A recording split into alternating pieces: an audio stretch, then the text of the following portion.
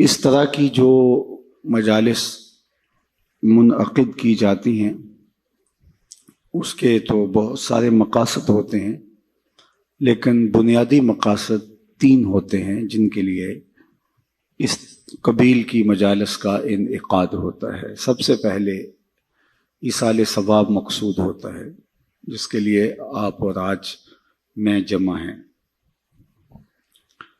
مرنے والوں کے لیے مغفرت کی دعائیں اور ان کے لیے اللہ کے حضور التجائیں، یہ ان کا حق ہوتا ہے۔ بلکہ ایک حدیث پاک میں مرنے والوں کے 4 حقوق کا ذکر کیا گیا ہے۔ بالخصوص ماں باپ جب انتقال کر جاتے ہیں تو ان کے حق ختم نہیں ہوتے۔ 4 حق ایسے ہیں جو مرنے کے بعد بھی واجب الادا ہوتے ہیں۔ ان میں سے پہلا حق الصلاۃ علیہما، ان پر جنازہ پڑھنا ہے۔ انتقال کے بعد والدین کا اولاد کے ذمے عائد ہونے والا پہلا حق ان پر جنازہ پڑھنا ہے۔ تجہیز و تکفین، تدفین، یہ اس کے زمرے میں آتی ہے۔ خوش نصیب وہ اولاد ہے کہ جو اپنے ماں باپ کا جنازہ پڑھنے کی صلاحیت رکھتی ہے، اور خوش نصیب وہ والدین ہیں کہ جن کی اولادیں ان کا جنازہ باقاعدہ پڑھ سکتی ہیں۔ ورنہ کتنے لوگوں کو میں جانتا ہوں کہ جنہوں نے اپنے ماں باپ کا جنازہ نہیں پڑھا۔ آپ سوچ رہے ہوں گے کہ وہ ملک میں موجود نہیں ہوں گے، کہیں سفر پہ ہوں گے۔ نہیں، وہ موجود تھے، قبرستان میں گئے ہیں، لیکن کھڑے رہے ہیں، جنازہ نہیں پڑھا۔ کیا اس شخص سے بڑا کوئی بد نصیب ہو سکتا ہے کہ جس نے اپنی حقیقی ماں کا جنازہ نہیں پڑھا، اپنے حقیقی باپ کا جنازہ نہیں پڑھا، اور موجود بھی تھا؟ تو ایسے لوگوں کو آپ بھی جانتے ہیں۔ یہ وہ لوگ ہیں جنہیں جنازہ آتا نہیں ہوتا، اور وہ رسماً صف میں کھڑے ہوتے ہیں اور ماں باپ کا یہ حق ادا نہیں کر پاتے۔ اور اس سے بڑی محرومی اور کیا ہو سکتی ہے کہ انسان اپنے ماں باپ کے جنازے میں کھڑے ہو کر کے ان کا یہ حق بھی ادا نہ کر پائے۔ دوسرا حق ماں باپ کا جو اولاد کے ذمے عائد ہوتا ہے وہ ہے استغفار لہما، ان کے لیے بخشش کی دعائیں کرنا۔ زندگی کے اندر ماں باپ کی خدمت کے بہت سارے طریقے ہیں، ان کی خوشنودی حاصل کرنے کے بہت سارے ذرائع ہیں۔ آپ ان کے پاؤں دبا سکتے ہیں، انواع و اقسام کے پھل ان کو دے کر کے ان کی خوشنودی حاصل کر سکتے ہیں۔ ان کی خوشی کے جو بھی سامان ہیں آپ وہ کر سکتے ہیں۔ ان کے مزاج سے آشنائی کی وجہ سے آپ جانتے ہیں کہ یہ کن باتوں سے خوش ہوتے ہیں۔ لیکن جب انتقال کر جاتے ہیں تو پھر یہ سارے ذرائع ختم ہو جاتے ہیں۔ تو پھر ان کے لیے ان کی خوشنودی حاصل کرنے کے لیے دوسرا حق ماں باپ کا ان کے لیے استغفار کرنا ہے۔ اور مرنے والوں کو انتقال کے بعد سب سے زیادہ ضرورت دعاؤں کی ہوتی ہے۔ مل میت فی القبر الا کالغریق المتغوص فی البحر ینتظر دعوۃ۔ اللہ کے محبوب علیہ السلام نے ارشاد فرمایا، جب ہم کسی شخص کو قبر میں دفن کر کے واپس پلٹتے ہیں تو اس کی حالت ایسے ہوتی ہے جس طرح کوئی شخص پانی میں غوطے کھا رہا ہو اور فریاد کر رہا ہو۔ کل غریق المتغوص، 2 لفظ بیان فرمائے، ایک تو غرق ہونے والا، ڈوبنے کی کیفیت، اور دوسرا المتغوص، فریاد کرنے والا۔ اس آڑے اور مشکل وقت میں اپنے پسماندگان کی طرف سے اگر اسے کسی چیز کا انتظار ہوتا ہے، ینتظر دعوتن، وہ دعا کا انتظار ہوتا ہے، کسی کے میرے لیے ہاتھ اٹھ جائیں اور میرے لیے کوئی دعا کر دے۔ تو اللہ بندوں کے اٹھے ہوئے ہاتھ خالی نہیں موڑتا۔ ان ربکم حیی کریم یستحیی من عبدہ اذا رفع یدیہ الیہ ان یردہما صفرا۔ تمہارا رب حیا کرنے والا کریم ہے، بندے جب اس کے سامنے ہاتھ پھیلا کے دعا مانگتے ہیں، اللہ فرماتا ہے مجھے شرم آتی ہے ان کے اٹھے ہوئے ہاتھ خالی کیسے موڑ دوں۔ بندوں کے اٹھے ہوئے ہاتھوں کی وہ لاج رکھتا ہے اور خالی نہیں موڑتا، چونکہ وہ کریم ہے۔ جتنے لوگ آپ بیٹھے ہیں، اتنے لوگ کسی دنیا دار کے ڈیرے پہ جا کے کوئی ایسی چیز طلب کریں جس کا دینا اس کے لیے مشکل نہ ہو اور دینے سے خاص فرق بھی نہ پڑتا ہو، تو مجھے بتائیں کہ اتنے لوگ اگر اٹھ کے کسی کے ڈیرے پہ چلے جائیں اور اس سے وہ چیز مانگیں جس کا دینا اس کے لیے آسان ہو، تو کیا وہ اتنے لوگوں کو خالی موڑ سکتا ہے؟ خاندانی شخص ہوگا تو وہ کہے گا ڈیرہ داری کی شان کے خلاف ہے کہ اتنے لوگ میری دہلیز پہ چل کے آگے ہیں اور مجھے کوئی خاص فرق بھی نہیں پڑتا ان کے مطالبہ کو پورا کرتے ہوئے، تو وہ ضرور اس مطالبہ کو پورا کرے گا۔ وہ کہے گا یہ ڈیرہ داری کی شان کے خلاف ہے کہ اتنے لوگوں کو خالی لٹا دوں۔ اللہ کہتا ہے یہ میری شان کے خلاف ہے کہ میرا بندہ جب میرے سامنے ہاتھ پھیلا کے دعا مانگتا ہے تو میں اس کو خالی لٹا دوں۔ ان ربکم حیی کریم یستحیی من عبدہ اذا رفع یدیہ الیہ ان یردہما صفرا، جب ہاتھ پھیلا کے وہ میرے حضور حاضر ہوتے ہیں اور میرے سے التجا کرتے ہیں تو اللہ فرماتا ہے کہ میں ان کو خالی نہیں موڑتا، چونکہ میں کریم ہوں اور مجھے خالی موڑتے ہوئے حیا آتی ہے، مجھے شرم آتی ہے کہ میں ان کو خالی موڑ دوں، چونکہ اگر میں نے بھی خالی موڑ دیا تو وہ اور تو کوئی در نہیں ہے جہاں جا کے وہ جھولی پھیلائیں گے اور جہاں جا کے وہ اپنے ہاتھ پھیلا کے دستے طلب دراز کر کے مانگیں گے۔ اگر میں نے بھی نہ دیا تو پھر وہ کس دہلیز پہ جائیں گے، کس در پہ جائیں گے؟ اور اگر کوئی خود مانگنے کے لیے تیار نہیں ہے تو اللہ تعالیٰ بے نیاز ہے۔ قل ما یعبأ بکم ربی لولا دعاؤکم، اے محبوب فرما دو اگر تم اسے نہیں پکارو گے تو وہ بھی پرواہ نہیں کرے گا۔ تمہاری ضرورت ہے، تم مانگتے رہو، جھولیاں پھیلاتے رہو، دستے طلب دراز کرتے رہو، وہ تمہاری جھولیاں بھرتا رہے گا۔ لیکن اگر تم متکبر ہو گئے، تم سرکش ہو گئے اور تم نے مانگنا چھوڑ دیا تو وہ اسے بھی پھر پرواہ نہیں، چونکہ وہ کریم بھی ہے اور وہ بے نیاز بھی ہے۔ تو تم اس سے دستے طلب دراز کر کے مانگو۔ پھر اللہ سے مانگنے کا کوئی وقت نہیں ہے، جب بھی مانگو در رحمت کو شادہ پاؤ گے۔ دنیا دار سے مانگنا ہو تو وقت دیکھنا پڑتا ہے، یہ تو سونے کا وقت ہے، اس وقت دستک دی تو الٹا طبیعت میں مزاج میں تلخی ہوگی، لیکن وہ مالک ہے لا تاخذہ سنۃ ولا نوم، نیند تو دور کی بات ہے، اسے تو اونگ بھی نہیں آتی ہے۔ تو دن کو جاؤ، رات کو جاؤ، دوپہر کے وقت در دستک پہ حاضری دو، رات کے پچھلے پہر اس کی دہلیز پہ جا کے دستک دو، جب بھی اسے پکارو گے وہ دینے پہ آمادہ ہے۔ دنیا دار سے مانگنا ہو تو اس کی زبان میں مانگا جاتا ہے، اللہ سے جس زبان میں مرضی مانگو، عربی میں مانگو، اجمی میں مانگو، ہندی میں مانگو، سندھی میں مانگو، اقبال کے لہجے میں مانگو، رومی کی طرز میں مانگو۔ نہیں مانگنا آتا خالی ہاتھ پھیلا دو، وہ بند لبوں کی بولیاں بھی جانتا ہے۔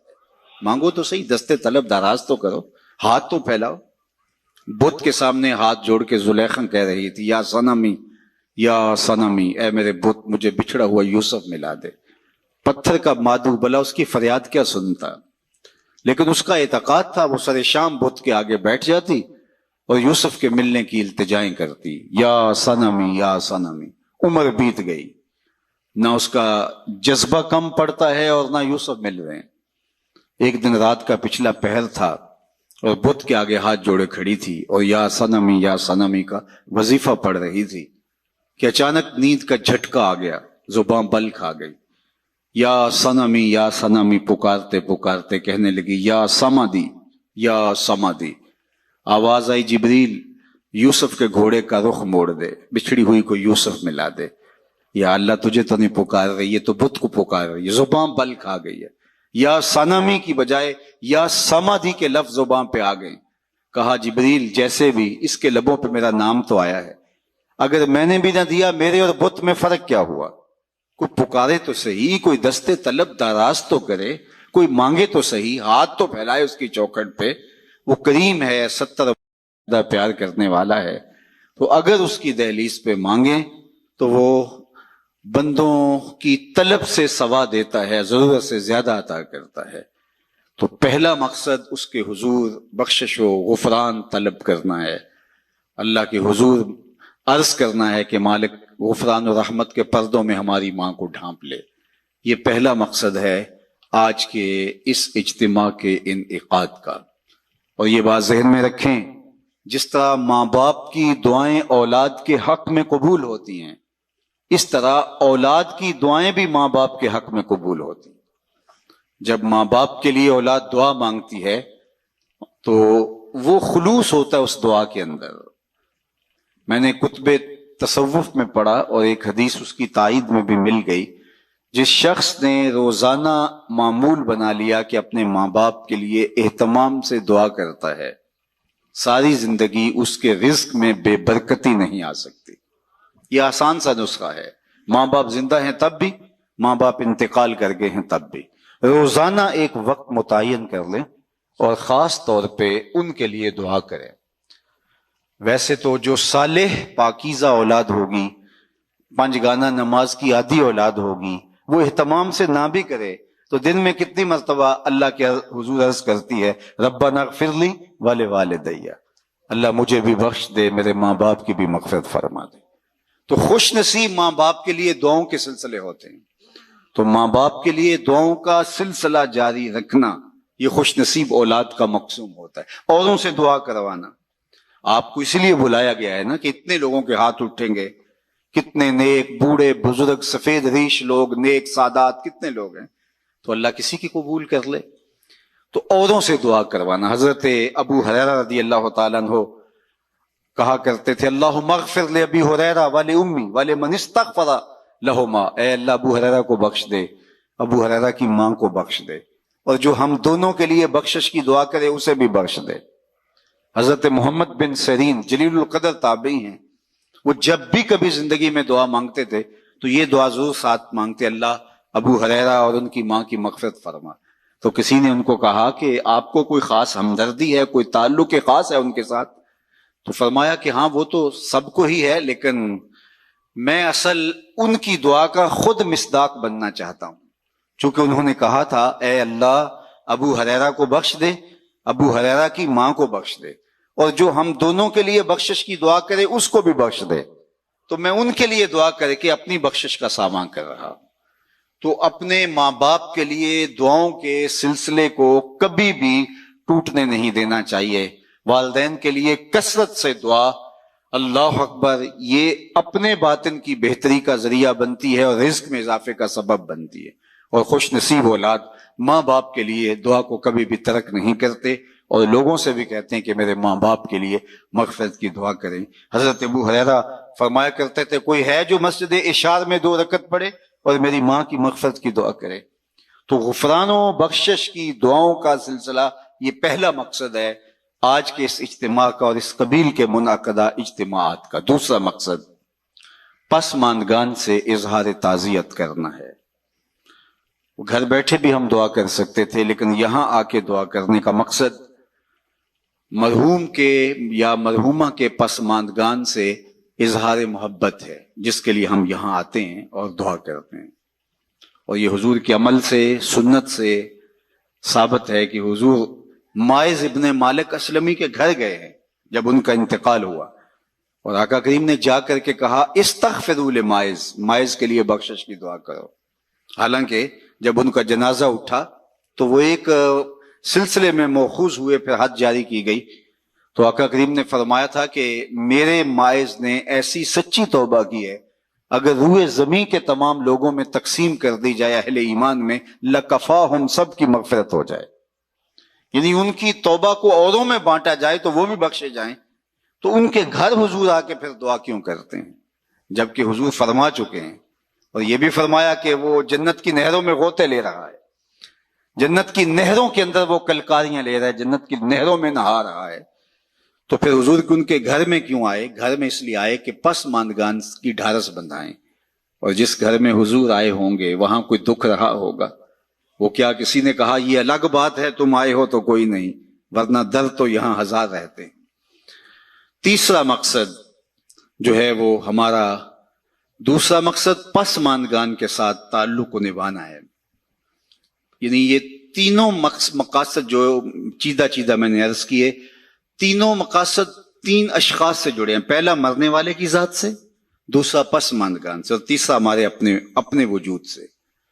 مرنے والے کے لیے دعا، اور ہماری دعاؤں کی انہیں ضرورت ہے. اگر وہ اللہ کے کرم سے، اللہ کے فضل سے اللہ نے ان کو غفران و رحمت کے پردوں میں ڈھانپ لیا تو درجے بلند ہوتے ہیں دعاؤں سے. اور دوسرا مقصد پسماندگان سے تعزیت. ظاہر ہے ماں ایک ایسا رشتہ ہے کہ جس کا نعم البدل کیا بدل بھی موجود نہیں ہے.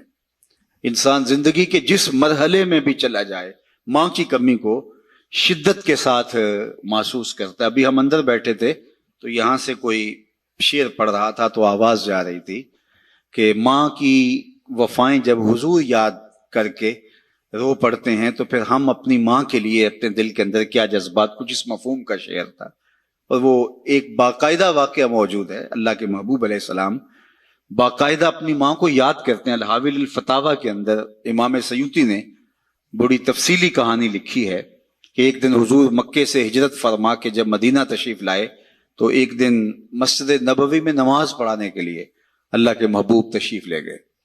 عشاء کی نماز کا وقت تھا تو ہجوم عاشقاں جو ہی حضور حجرہ نور سے باہر نکلے تو ادب سے صحابہ کھڑے ہو گئے.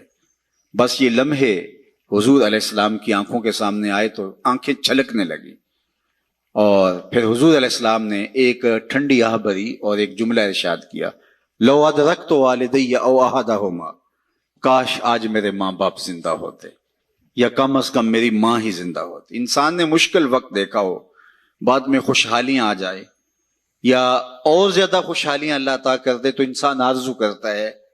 آج تو اس دنیا میں یہ نفسی نفسی کی دنیا ہے، اس میں تو وہ کہتے ہیں قیامت کے اندر ہوگا نفسی نفسی کا عالم، تو یہ تو قیامت سے قبل ہی عالم ہو گیا ہے. تو آج تو کسی کی عزت پر لوگ آتش غیظ و غضب اور آتش حسد میں جلنے لگ جاتے ہیں. تو ایک ماں ایسا رشتہ رہ گیا ہے جس کو قلبی فرحت اور مسرت ہوتی ہے.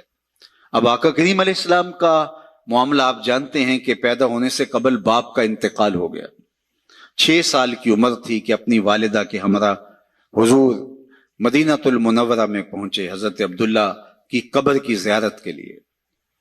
جب واپس پلٹے تو ابوا کے مقام پر حضرت آمنہ سلام اللہ علیہا کو سخت بخار ہو گیا. انہیں لگا کہ یہ میرا بخار جان لیوا ثابت ہوگا تو انہوں نے حضور علیہ الصلوۃ والسلام کے سر پہ ہاتھ رکھا اور حضور سے کچھ کہنا چاہ رہی تھی آخری بات، لیکن وہ ضبط کے بندھن ٹوٹ گئے اور چھم چھم آنسو آنکھوں سے ٹپکنے لگے.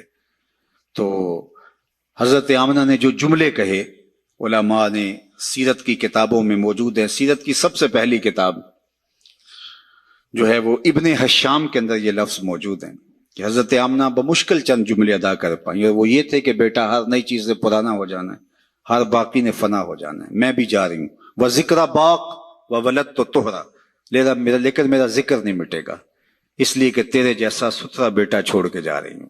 جن ماؤں کے بیٹے اچھے ہوں ان کا تذکرہ مٹا نہیں کرتا، ان کی یادیں ختم نہیں ہوتی. یہ آخری لفظ تھے سیدہ آمنہ کے کہ ان کی سانس ٹوٹ گئی اور انتقال ہو گیا. حضور اپنی ماں سے لپٹ گئے اور بار بار کہتے تھے امی آپ آگے بولتی نہیں، لیکن خاموش ہو گیا تھا چمن بولتا. پھر ماں کی وہیں تدفین کی. ابوا کی ریت کے چھوٹے چھوٹے جو ہے وہ ٹکڑے پتھروں کے ماں کی قبر پہ رکھے اور ہو بھی کیا سکتا تھا. وہ کیا کسی نے کہا تجھے کن پھولوں میں ہم کفن دیں، تو جدا ہی ایسے موسموں میں ہوا جب درختوں کے ہاتھ پھولوں سے خالی تھے. ماں کی تدفین کے بعد ام ایمن کے ساتھ حضور لپٹ کے بیٹھ گئے اور حضرت عبد المطلب کے پاس انہوں نے آ کے خبر دی کہ آپ کی بہو انتقال کر گئی راستے میں اور ابوا میں ہم نے تدفین کر دی.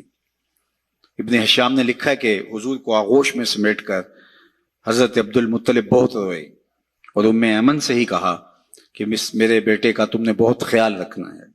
اور آقا کریم علیہ الصلوۃ والسلام کی ذمہ داریوں کو جس طرح پھر وہ نبھاتے رہے وہ تاریخ کا ایک انوکھا باب ہے.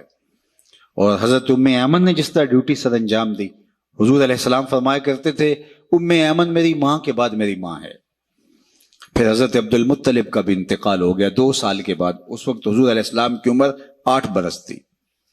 سیرت کی کتابوں میں یہ واقعہ موجود ہے کہ جب امیر قریش حضرت عبد المطلب کا جنازہ اٹھا پورا مکہ امڈ آیا، لیکن 8 سال کے بچے کو دیواروں سے لپٹ لپٹ کے لوگوں نے روتے ہوئے دیکھا. پھر چچا کی کفالت، پھر وہ وقت بھی گزرا. مکے کے بازار، طائف کی گلیاں، کھدے ہوئے گڑھے، ڈالی جانے والی اجریاں، آلام، تکلیفیں، کفار کی طرف سے ریشہ دوانیاں، جبر، ظلم اور استبداد کی لمبی داستانیں. اللہ کا حکم ہوتا ہے کہ آپ ہجرت کر کے مدینے آ جائیں تو حضور علیہ السلام مدینے چلے گئے تو آج حالات بدل گئے. حضور جو ہی حجرہ انور سے باہر نکلے صحابہ ادب سے کھڑے ہو گئے. وہ وقت بیت گیا جب لوگ پتھر مارتے تھے، اب صحابہ پلکیں بچھاتے ہیں. وہ وقت گزر گیا جب لوگ آوازیں کستے تھے. صحابہ صفوں میں ہاتھ باندھے منتظر ہیں، اور جو ہی حجرہ انور سے حضور نکلے تو ادب سے استادہ ہو جاتے ہیں. تو آقا کریم کی نظر پلٹ کے ابواب میں چلی گئی اور مکے کی گلیوں میں ہونے والے ظلم و جبر کو حضور علیہ السلام نے تصور میں لا کر کے کہا، لو ادرکت والدیہ او احدہما، کاش آج میرے ماں باپ زندہ ہوتے یا کم از کم میری ماں ہی زندہ ہوتی. وانا اصلی صلاۃ العشاء، اور میں لوگوں کو نماز عشاء پڑھا رہا ہوتا. واقرأ فیہا بفاتحۃ الکتاب، اور اس میں سورہ فاتحہ کی تلاوت چل رہی ہوتی. پھر میری ماں کو میرے ساتھ کوئی کام یاد آ جاتا، وہ دروازے پر آتی، چلمن سرکاتی اور میٹھی آواز میں مجھے بیٹا محمد کہہ کے آواز دیتی. فرمایا لوگوں میں اپنی نماز چھوڑ کے ماں کی بات سن لیتا. ماں کی کمی کو انسان ہر دور میں ہر لمحے میں محسوس کرتا ہے، چونکہ یہ رشتہ ہی ایسا ہے جس کا نعم البدل کیا بدل بھی موجود نہیں ہے. ماں جب بولتی ہے تو اس کے لہجے میں جبریل بولتا ہے. ماں جب مسکراتی ہے تو لگتا ہے جنت کے سارے پھول کھل اٹھے ہیں. ماں کو اللہ نے وہ درد، وہ درک، وہ محبت، وہ پیار اور وہ تڑپتی ہوئی بےتاب ممتا دی ہے کہ جس کی کوئی مثال ہی نہیں ہے. ایک شاعر ہوا تابش، اس نے ماں کے پیار کو کتنے خوبصورت پیرائے میں بیان کیا. ایک مدت سے میری ماں نہیں سوئی تابش، میں نے ایک بار کہا تھا مجھے ڈر لگتا ہے. کہا بچپن میں میرے منہ سے نکلا تھا امی مجھے رات کو ڈر لگتا ہے. کہتا ہے بوڑھا ہو گیا ہوں لیکن میری ماں اب بھی میرے بستر پہ پھونکے مار کے سوتی ہے کہ میرے بیٹے کو کہیں ڈر نہ لگ رہا ہو. اللہ اکبر. ہمارے ایک بہت بڑے ادیب گزرے ہیں، ان کی والدہ انتقال کر گئیں تو انہوں نے ایک کالم لکھا تھا اس زمانے میں کہ ان پڑھ اور بوڑھی ماں کی یاد میں. وہ کہتے تھے کہ میری ماں پڑھی لکھی نہیں تھی لیکن میری یونیورسٹی وہی تھی، میرا کالج وہی تھا. اور پھر کہتے ہیں کہ اونچی مسندوں کے اوپر بیٹھنے کا وہ لطف کہاں جو ماں کے قدموں میں بیٹھنے کا سرور ہے.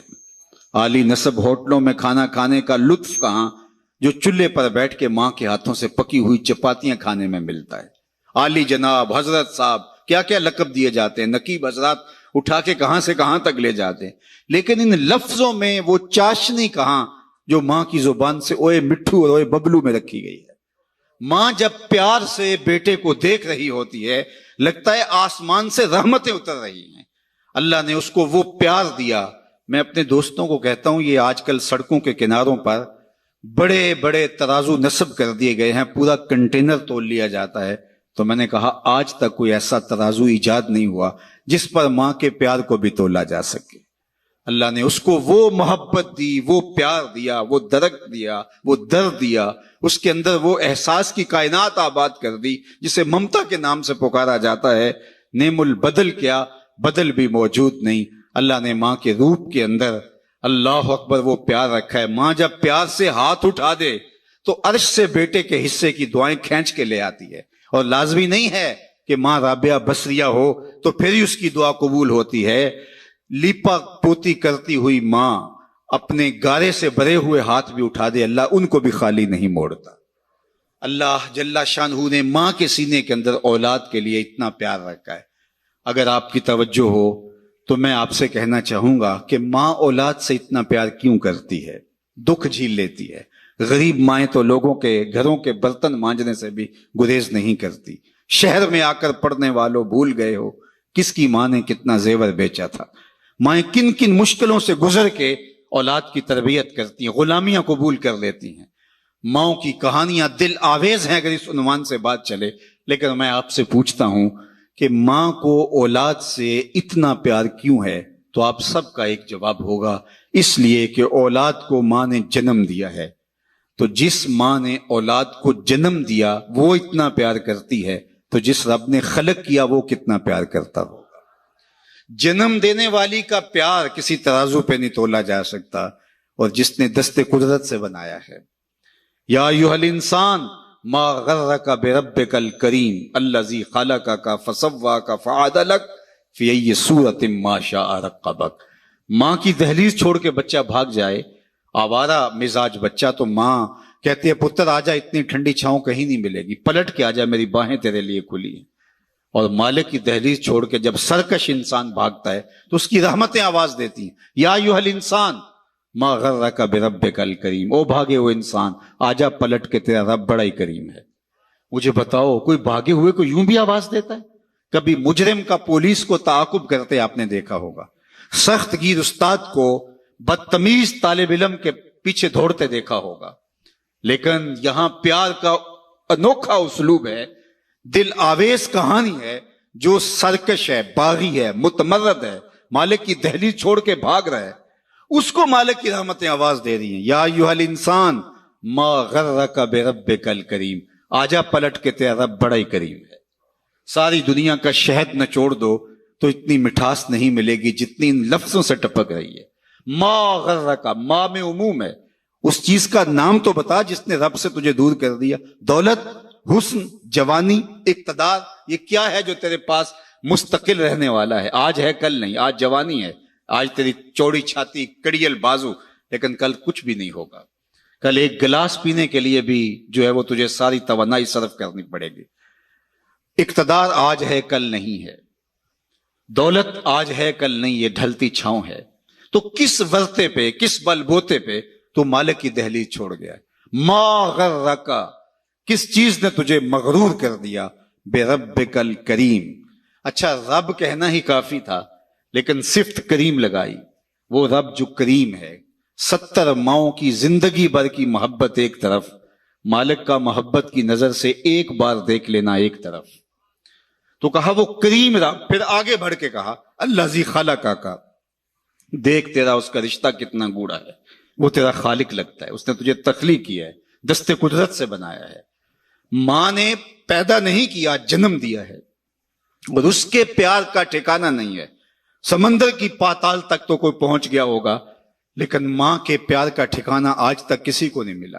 اللہ نے اس کے سینے کے اندر جو اولاد کی محبت رکھی ہے، اور وہ محبت اس لیے کہ اس نے اولاد کو جنم دیا۔ جس ماں نے جنم دیا وہ اتنا پیار کرتی ہے، اللہ فرماتا ہے الذی خلقک، دیکھ میرا تیرا رشتہ، میں تو خالق لگتا ہوں، میں نے تو تجھے خلق کیا ہے، تجھے دست قدرت سے بنایا ہے، اور میری دہلیز چھوڑ کے بھاگ گیا۔ فسواک، پھر تجھے ہموار کیا، تیرے اعضاء کو توازن بخشا، تجھے حسن دیا، تجھے جوانی دی، تجھے قد رانا دیا، تجھے اعتدال دیا۔ 2 آنکھوں میں ایک آنکھ کا سائز ہی چھوٹا ہو جاتا تو بتا کتنا بھدا لگتا، 2 ٹانگوں میں ایک ٹانگ کا تھوڑا سا سائز چھوٹا ہو جاتا تو 6 فٹ کا قد نہ رکھنے والا کس قدر عجیب شخصیت کا مالک ہوتا۔ یہ سب کچھ موجود تھا، آنکھوں میں بجلیاں ہوتی، کانوں میں سماعت کے اجالے ہوتے، زبان پہ جو ہے وہ نطق کا اجالا اور نور پھیلا ہوتا، قد را نہ ہوتا، لیکن دماغ کے پرزے ڈھیلے ہوتے، تو قمیص کے پیچھے گھر کا ایڈریس لکھا ہوتا کہ جس کو ملے اس ایڈریس پہ پہنچا دے۔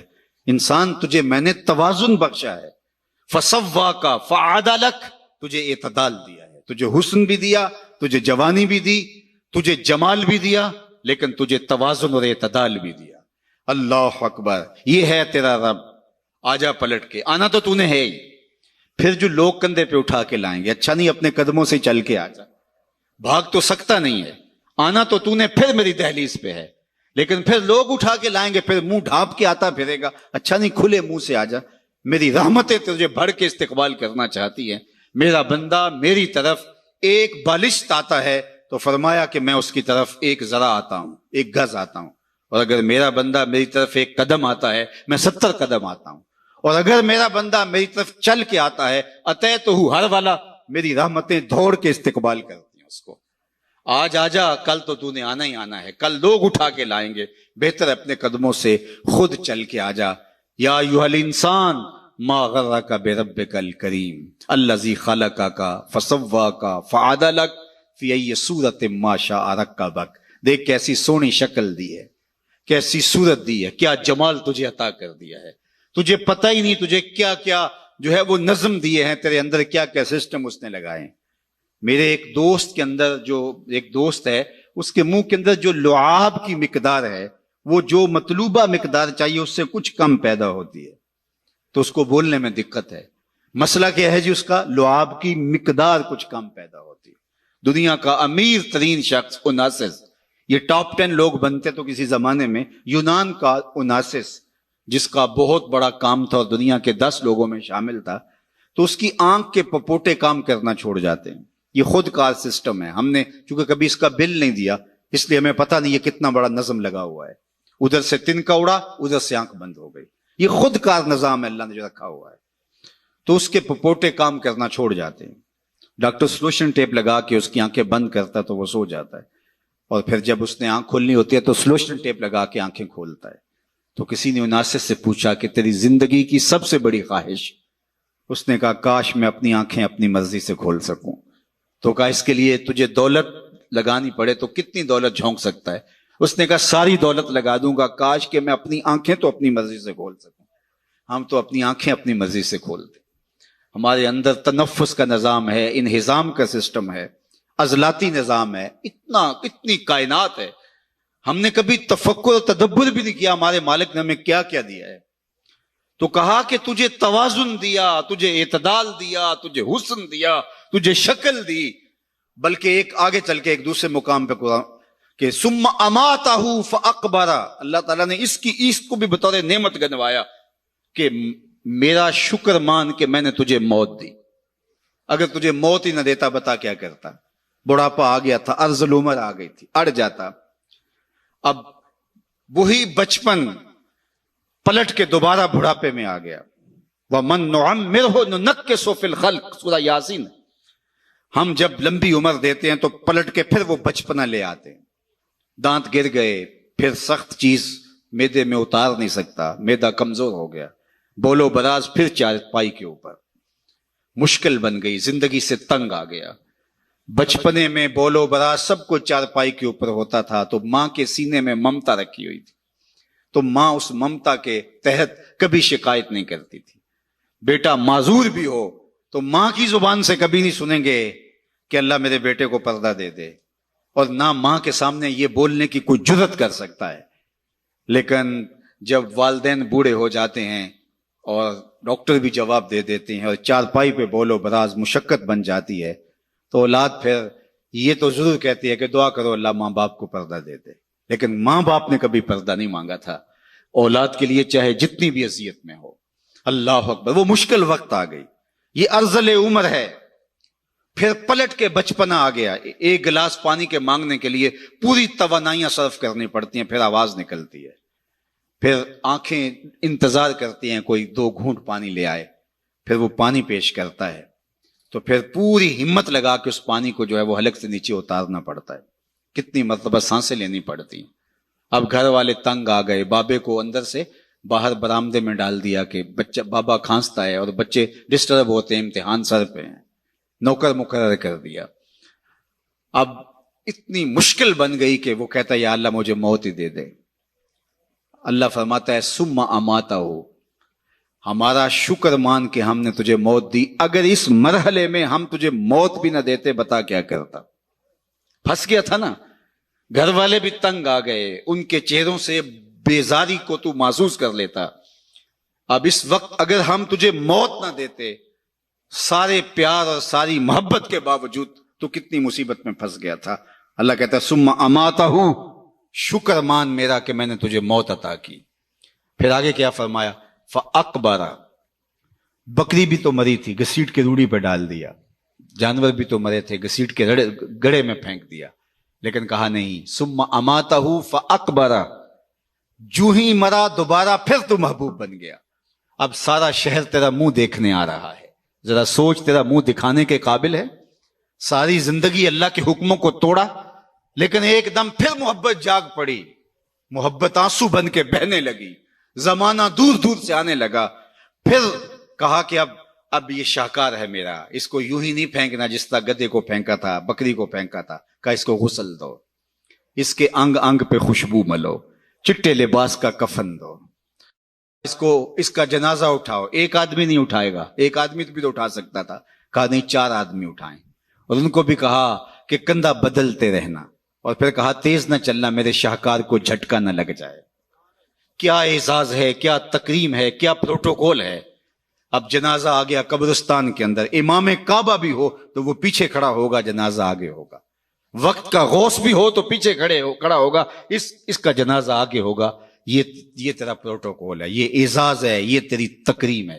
کہا پھر اس کے لیے چھوٹا سا گھر بناؤ، پھر اس کے اندر دفن کرو، پھر کہا اس کے اوپر پھول ڈالو، پھر کھڑے ہو کے دعائیں مانگے، التجائیں کرے، اے انسان تو نے میرے ساتھ کیا کیا اور میں نے تیرے ساتھ کیا کیا۔ کتنی عزت افزائی، کتنی تکریم۔ ثم اماتہ فاقبرہ، تو آپ پلٹ کے اپنے مالک کی دہلیز پہ آ جا۔ وہ نہ ہو کہ کل پچھتائے، لیکن کل کا پچھتانا سوائے حسرت بڑھانے کے علاوہ اور کچھ نہیں ہوگا۔ آج کا پچھتاوا کل کی بہتری کا ضامن ہو سکتا ہے۔ وقت پر کافی ہے ایک قطرہ بھی آب خوش ہنگام کا، جل گیا جب کھیت برسا می تو پھر کس کام کا۔ آپ دیہات کے رہنے والے ہو، آپ تو جانتے ہو کہ جب زمین وتر میں ہوتی ہے تو اس وقت بیج ڈال لیں تو پھر پودا کتنی تیزی کے ساتھ گروتھ کرتا ہے، لیکن جب زمین وتر سے نکل جائے تو پھر کوئی فائدہ نہیں ہوتا۔ آج زندگی کی زمین وتر میں ہے، آج ساوی نے کھلے راوی نے انج ٹوک نوکھڑے ٹوک دے نہیں، ٹر پویں تے فاصلے مک جاندے، گھر بیٹھیاں پینڈے مک دے نہیں۔ آج اٹھنے والا ہر قدم تمہیں منزل سے قریب کر دے گا، اور کل کا پچھتاوا سوائے حسرت، دکھ اور اذیت بڑھانے کے اور کچھ نہیں ہوگا۔ یا لیتنی قدمت لحیاتی، یہ قرآن نے کہا کہ وہ چیخ چیخ کے کہے گا ہائے میں اس زندگی کو یہاں بھیج دیا ہوتا پہلے، لیکن پھر کیا فائدہ۔ بلکہ میں نے تو پڑھا ہے کہ قیامت کے دن نیکوکار بھی پچھتائیں گے۔ بدکاروں کا پچھتانا تو سمجھ میں آتا ہے، نیکوکار کیوں پچھتائیں گے؟ جب اپنے اچھے اعمال کی جزا دیکھیں گے تو وہ پچھتائیں گے۔ جو چند لمحے ضائع کر دیے وہ بھی کیوں ضائع کر دیے، وہ بھی اس کی یاد میں، اس کے ذکر میں، اس کی محبت میں گزار دیے ہوتے۔ تو آج وقت ہے، آج فرصت ہے، آج لے ان کی پناہ، آج مدد مانگ ان سے۔ کل قیامت کو نہ مانیں گے اگر مان گیا، اس دن تو ہر کوئی مانے گا، لیکن آج کا پچھتاوا کل کی بہتری کا ضامن ہو سکتا ہے۔ وہ ایک فقیر تھا، بازار میں کھڑا رو رہا تھا، تو ایک آدمی نے گزرتے روک کر کے کہا کسی نے مارا ہے بابا؟ میں پوچھ لیتا ہوں۔ کہا نہیں کوئی ایسی بات نہیں، تو کیوں رو رہے ہو؟ اس نے کہا بس ان کے رویے نے رلا دیا۔ کیا مطلب؟ کہا گزر رہا تھا، ان کو دنیا میں کھوئے ہوئے دیکھا تو میرے دل میں خیال آیا کہ ان بندوں کی رب کی صلح نہ کروا دوں۔ تو اس نے حیرت سے پوچھا پھر کیا ہوا؟ کہا میں نے اس سے بات کی۔ اس نے کہا لے آ میری دہلیز پہ، میری چوکھٹ پہ، ایک آنسو سے سارے گناہ دھو ڈالوں گا۔ میں بڑا خوش ہوا، میں ان سے بات کی، یہ الٹا میرا مذاق اڑا۔ جا بابا کام کر، کہاں سے آ گیا ہے تجھے کیا پتا یہ دنیا اور دنیا داری اور دنیا کے معاملے، یہ کاروبار حیات، جا موج کر۔ وہ تو مان گیا تھا، یہی نہیں مانے۔ 2 4 5 دن گزرے تو وہی شخص دوبارہ گزرا تو قبرستان میں وہی بابا کھڑا رو رہا تھا۔ تو وہ پھر رکا، کہا کہ بابا بازاروں میں بھی روتا ہے، قبرستانوں میں بھی روتا ہے، آج کیا ماجرا ہوا؟ کہا ان سے مایوس ہو گیا تھا تو آج میں ادھر آ گیا، تو میں نے سوچا ان کی قبرستان والوں کی رب کی صلح کروا دوں۔ تو اس نے کہا کہ جو ہے پھر کیا ہوا؟ اس نے کہا میں ان سے بات کی، انہوں نے کہا ہم تیار ہیں، لیکن اس سے بات کی تو وہ نہیں مانا۔ آج وہ مان رہا ہے اور کل وہ نہیں مانے گا۔ آج لے ان کی پناہ، آج مدد مانگ ان سے، کل قیامت کو نہ مانیں گے اگر مان گیا۔ آج کا پچھتاوا کل کی بہتری کا ضامن بن سکتا ہے۔ یہ تھوڑی زندگی ہے، یہ ٹوٹ کے بکھر جانے والا خواب ہے، کچھ نہیں ہے اس دنیا کی حقیقت۔ چیز دنیا ہے کیا؟ از خدا غافل بدن، یہ خدا سے غافل ہونے کا نام ہے۔ اللہ کی غفلت موت ہے۔ اپنے آپ کو اللہ کی دہلیز پہ رکھو، پھر یہ دنیا نہیں ہے۔ تمہارا کمائی کر کے لا کے بیوی کے منہ میں لقمہ رکھنا بھی دین کہلائے گا۔ بس اپنے دل کے قبلے کو درست کرنا ہے۔ یہ تھوڑا وقت ہے، زندگی ٹوٹ رہی ہے، ہم سمجھتے ہیں ہم بڑے ہو رہے ہیں، لیکن حقیقت میں ہم چھوٹے ہو رہے ہیں۔ جو قرآن نے کہا ان الانسان لفی خسر، بے شک انسان خسارے میں ہے۔ تو ایک بزرگ تھے، فرماتے مجھے سمجھ نہیں آتی تھی انسان خسارے میں کیسے ہے۔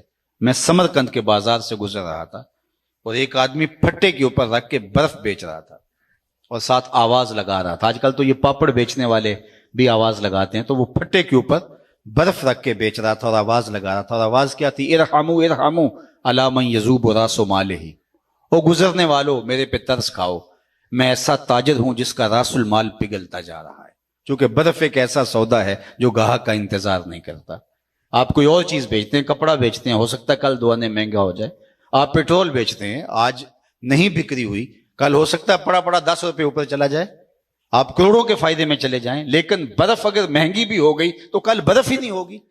تو وہ پھٹے کے اوپر رکھ کے برف بیچ رہا تھا اور ساتھ آوازیں دے رہا تھا، ارحمو ارحمو علی من یذوب راس مالہ، آؤ میرے پہ ترس کھاؤ، مجھ سے برف کا ایک ایک ٹکڑا لیتے جاؤ، میں ایسا تاجر ہوں جس کا راس المال پگھلتا جا رہا ہے۔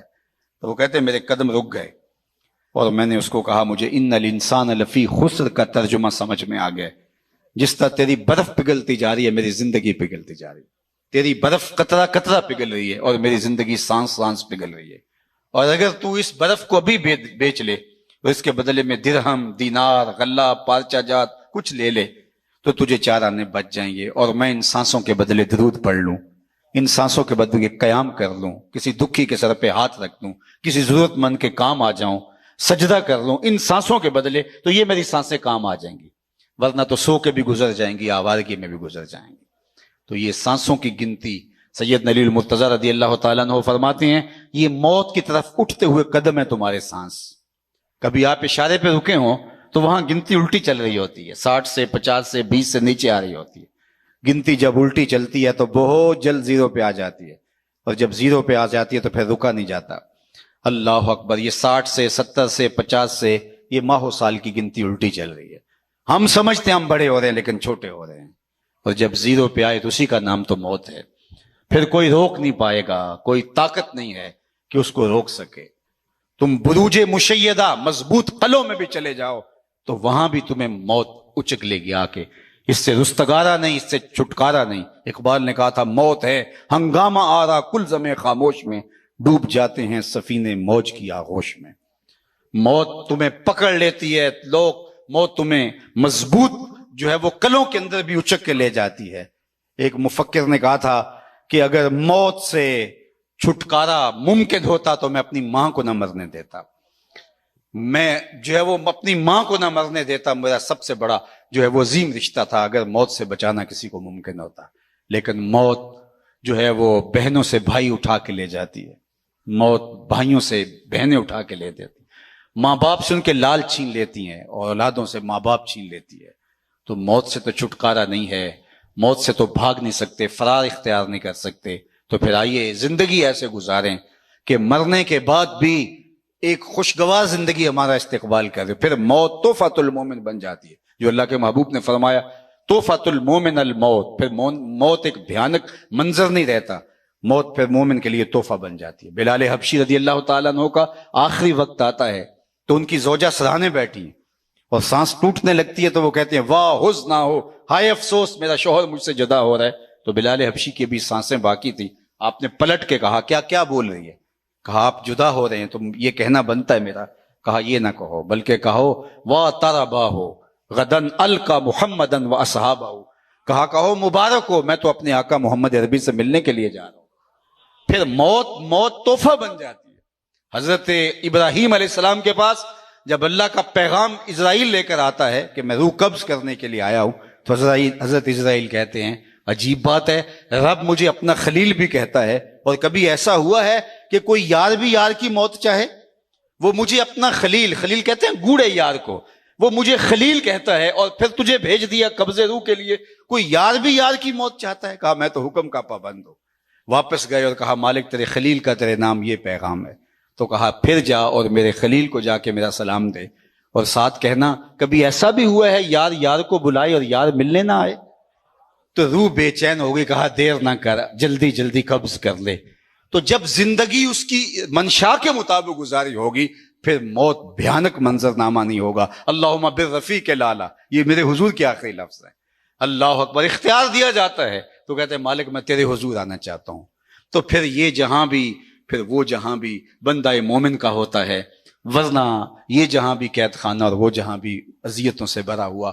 آئیے جو مختصر زندگی اللہ نے ہمیں ودیعت کی ہے اس زندگی کو اللہ اور اس کے رسول کی یاد کے مطابق بسر کرنے کا عزم مصمم کریں، اور اللہ کی بارگاہ میں اس دعا کے ساتھ ہم رخصت ہوتے ہیں کہ اللہ جل شانہ ہمارے محترم کی والدہ ماجدہ کو اللہ کروٹ کروٹ جنت کی بہاریں نصیب فرمائے، اللہ تعالیٰ ان کی قبر کو وسیع کشادہ منور خوشبودار اور ٹھنڈا کرے، انہیں صبر کی توفیق دے اور ان کی برزخی زندگی کے قوائف اپنے کرم سے درست فرمائے۔ آپ جتنے لوگ تشریف لائے ہیں اللہ آپ سب کے والدین کو اپنی خاص امان میں رکھے، جن کے والدین انتقال کر گئے ہیں، اللہ تعالیٰ ان کی قبروں کو وسیع کشادہ، منور، خوشبودار رکھے۔ اور میں بارگاہ عزتی میں یہ بھی عرض کرنا چاہتا ہوں کہ مالک میرے وطن کی خیر فرمانا، میرے ملک کو معیشت کا جمال اور معاشرت کا حسن عطا کر دینا، صالح، نیک، پاکیزہ اور اہل قیادت اس ملک کا مقسوم کر دینا، اور عالم اسلام کو خیر و برکت کی راہوں کا مسافر رکھنا۔ وآخر دعوانا ان الحمد للہ رب العالمین۔